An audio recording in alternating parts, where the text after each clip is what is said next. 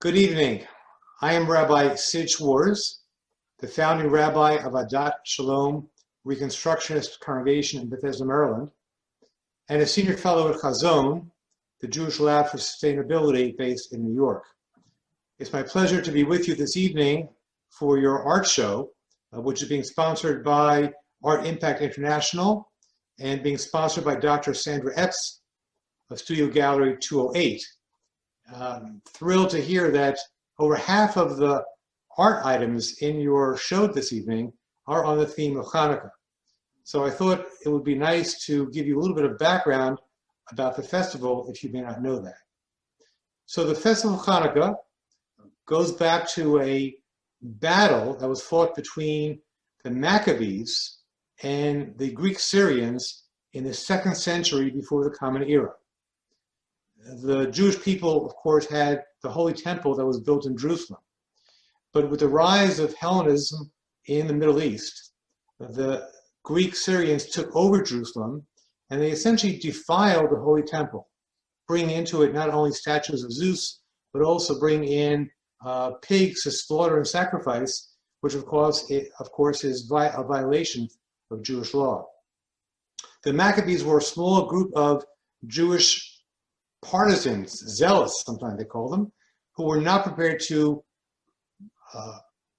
allow the Syrians to invade the temple, and so they fought what began as a guerrilla war, and it was a classic battle of the small against the great.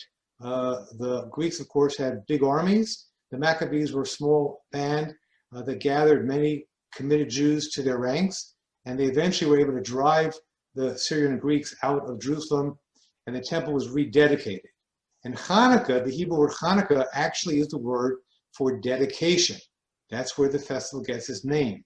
Because once the Maccabees won that war, they were able to go into the temple in Jerusalem, clean it out, cleanse it fully, and rededicate it to worshiping God in the way the Jewish people had done since Mount Sinai. Now, there are several symbols for the holiday of Hanukkah. The most prominent one is the menorah you see behind me, a candelabra. It's called a Hanukkah, actually. It has 8 candles and a 9th, which is called the shamash, which is the candle used to light the other candles. And the 8 candles represent the 8 nights of Hanukkah. Now, why 8 nights? There's a legend that when the Maccabees were able to enter into the temple in Jerusalem, they found just a small cruse of oil, perhaps enough or sufficient to light a candle for one evening. And they lit the candle as part of the rededication, but miraculously, the light continued to glow for 8 nights.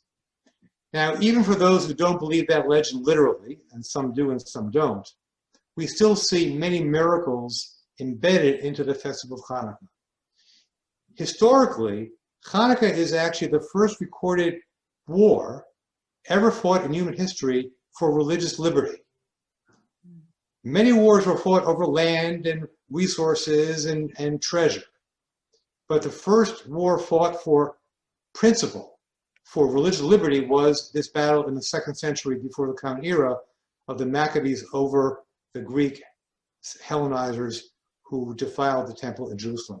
And so when we rededicate ourselves to the festival of Hanukkah, Jews remember this as a festival that holds up the issue of liberty. And I always love the fact that Hanukkah oftentimes coincides with December 10th, which is Human Rights Day, the day on which the Universal Declaration of Human Rights was signed in 1948. We know that Eleanor Roosevelt was a very important figure in crafting that. And the idea of that Universal Declaration is that all human beings, anywhere they live, need to be respected regardless of their race, their religion, their ideology, their sexual orientation, or what have you. And so when we think about Hanukkah, that coincidence of the Jewish festival with an international day that celebrates human rights is beautifully aligned one with the other.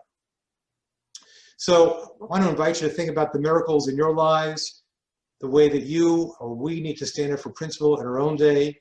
There are many forces of darkness around us today.